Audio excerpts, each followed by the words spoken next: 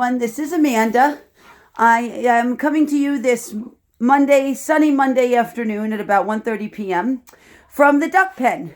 There's Jake, Daisy, Jingles the chicken, and I thought I'd talk a little more about what we do at Noah's Ark Animal Relief Fund-Fishkill chapter besides feed animals when it's really bad winters and really bad weather, animals that come here in need, but we also take in rescues. And so I wanted to tell you a little bit about each of these guys, and Rocky is actually in the outdoor part of the pen, and I'll get to Rocky also. So you can see the kind of work we do here, and that all money donated, supplies donated go directly to help these animals, directly for their care and their food. And so basically we'll start with my big boy Jake. Jake is actually a Moscovy duck, a male Moscovy duck. And I had never seen a Moscovy duck, and I knew a lot about animals, but I had never seen a Moscovy duck before Jake ended up on our property. Now, at the back of our property is a stream that runs for miles. Well, almost 2 years ago, in May, Jake showed up on our property, and I immediately Googled what this strange-looking creature was. There he goes wagging his tail, because I had never seen anything like it. And I find out it's a Moscovy duck. Now, where we live in the Hudson Valley, Moscovy ducks really are not indigenous to the wild here. They're more warm-weather ducks. They're kept on farms. Actually, a lot of time they're raised for their meat. The females are raised for their eggs. And I realized quickly that Jake was because I was feeding a couple mallards at this point. Jake was way too friendly and way too used to people to be a wild animal.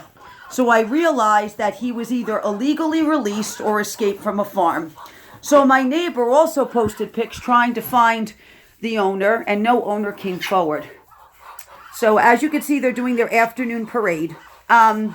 So what happened with Jake was I had never thought I'd ever have ducks, but Jake won my heart. Him and his little wagging tail, my handsome man, won my heart. There goes Jake. There he goes outside following his little gal pal. He has to waddle through. So Jake, here I'll open up the window so we can see him, ended up living at our pond, which is down there. And so I realize I don't know if this bird's going to survive the winter, especially if he's used to being in a house. I don't know how long he had been lost for, how old he was. So we decide we're going to build a pen, because you see these metal posts here. This is actually the skeleton for a 4-stall horse stable. So we decide we're going to build a 10 by 10, 10 by 10 pen. So they have 10 feet by 10 feet outside, 10 feet by 10 feet in here. And so construction on the pen begins in late summer on the weekends. And what ends up happening is by late fall, the pond freezes. And Jake goes to the stream and disappears. I have no housing for him yet. I used to go down at night and check on him to make sure he was okay, because he'd stand on a rock out there in the pond, and I'd go feed him and check on him every night. So what happens is we go looking for Jake and we can't find him. And I'm praying to the Lord.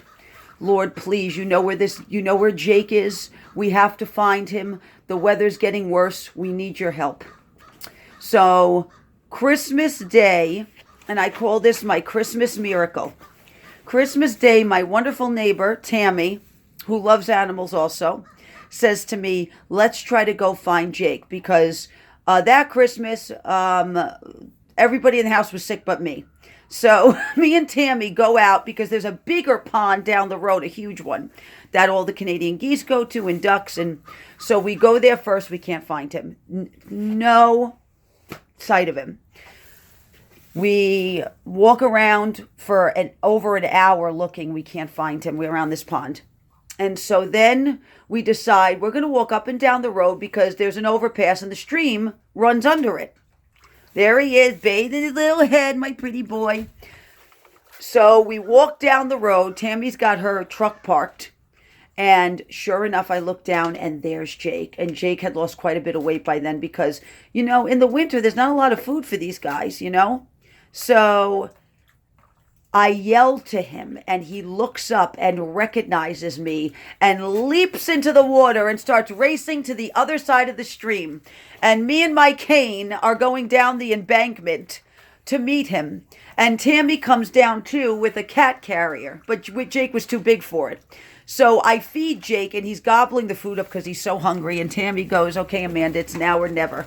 So the wonderful people at Blue Seal in Fishkill, New York, it's a feed store, taught me how to pick up the duck and push its wings in so then it wouldn't flap and I could get him. Well, sure enough, I begin to pick up Jake, and he lets me. And I get him in my arms, and Tammy grabs all my stuff, and we go up the embankment with Jake. Jake sits on my lap in the passenger seat of Tammy's Honda Pilot at that point as we are racing home. He's sitting on my lap enjoying the scenery, aren't you, pal? So Tammy goes, "I'm four-wheeling it," and she goes onto my property right down to the pen. And Christmas Day, we get Jake in his brand new pen, and it was a Christmas miracle.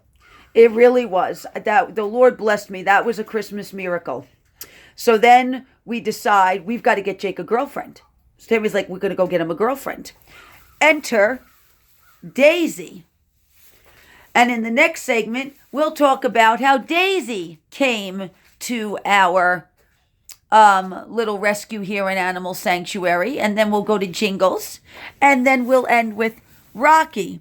So and we've had Jake ever since. And in the spring and summer, I let him out, and he goes and stays at the pond, and he comes in when he wants, and then he knows in the winter he's got to come in full time. So really, Jake has made his home with us. This is his home now. I am his mommy, and Jake's been a wonderful blessing to me. He really has. And there he goes, cleaning his feathers, trying to look all handsome for his gal pal Daisy. Aren't you, my love? So that is how Jake came to our rescue. This is how we started rescuing birds and fowl, also helping those, especially those who have been illegally released, because I will tell you, people that illegally release animals into the wild do not have a heart. Domesticated animals most of the time do not know how to survive in a wild, and if a duck has been living on a farm being fed through the winter with shelter and they're illegally released, their chances of surviving, the percentage goes down dramatically. So if you have a duck or some sort of fowl that you can't keep, do not illegally release it. Find a home for it. There are rescues, there are farms that will take them. It is never a good idea to illegally release them, A, because it's illegal, and B, you're really setting these poor animals up for failure. So I would just encourage everybody to be aware of that illegally releasing these animals is really doing a terrible thing to them. And then somebody's got to try to rescue the animal to get it out of the wild, because it's not accustomed to predators and being aware and getting away from predators and finding food and everything a wild animal born into the wild is wired for. So, but that's why we have Jake now, right, my handsome man? And that's the story of Mr. Jake. Right, bud? Stay tuned for part 2 as we get into how Daisy came to our wonderful little sanctuary here. Thanks, guys. God bless.